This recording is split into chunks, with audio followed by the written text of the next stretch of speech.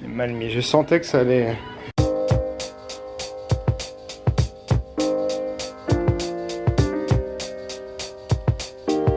Cette année, j'ai décidé d'apprendre la capoeira. Du coup, tous les vendredis matins, j'ai cours avec Nuno. J'ai commencé un petit peu en fin de saison dernière, mais on n'a pas pu être régulier parce que nos emplois du temps ne s'accordaient pas bien. Pour l'instant, je suis très mauvais sur la capoeira. C'est vraiment pas mon truc, hein, mais c'est justement aussi pour ça que j'ai envie de le faire. Ça va? Ça va quoi? La forme? Tu vas? Bien, ça va bien?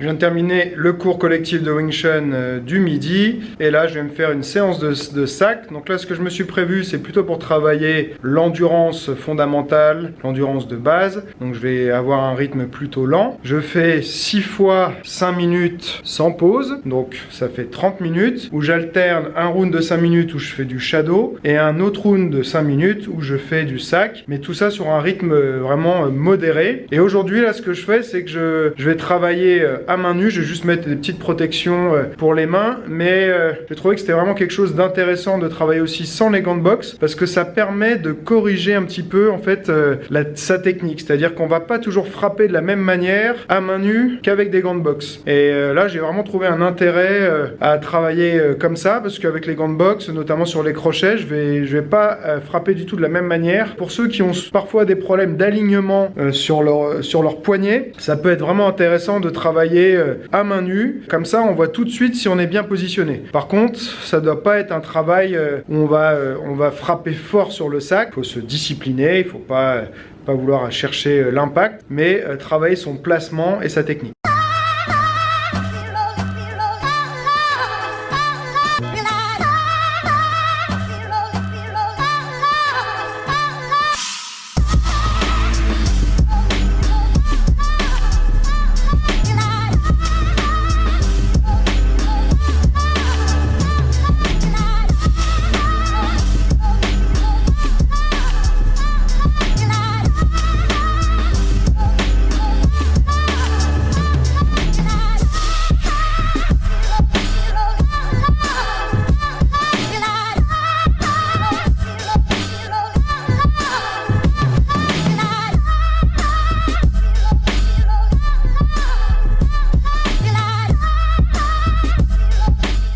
Il est 16h, je viens d'arriver chez moi, c'est l'heure de manger. Par contre, ce soir, avec les élèves, on va se faire une crêperie et donc ça va manger certainement assez salement. Ce qui fait que même si je me suis bien entraîné, que j'ai jeûné toute la journée, j'ai pas mangé depuis hier soir et donc ça fait au moins 16-17 heures de jeûne facile. Je vais quand même manger léger, donc une soupe maison, ensuite avec une salade à base de mâche et je sais pas trop ce que je vais mettre dedans, une pomme certainement, du fromage, des noix, voilà, des choses comme ça. Donc c'est juste pour me faire tenir jusqu'à ce soir et pas avoir un gros coup de pompe.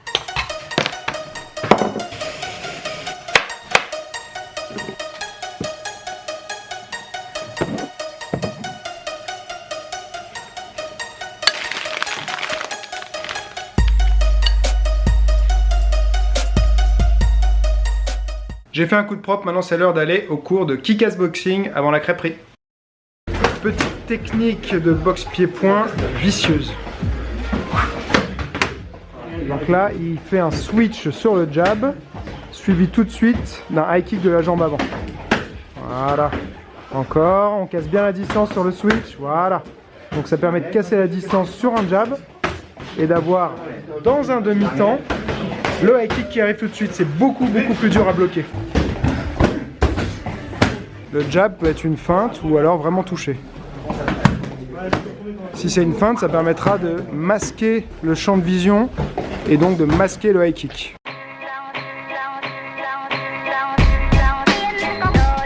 À travelling de la crêpe. Travelling de la crêpe. Ouais. Tu vois, regarde. Mouvement de grue, mouvement de grue. Mouvement de grue. Oh, magnifique.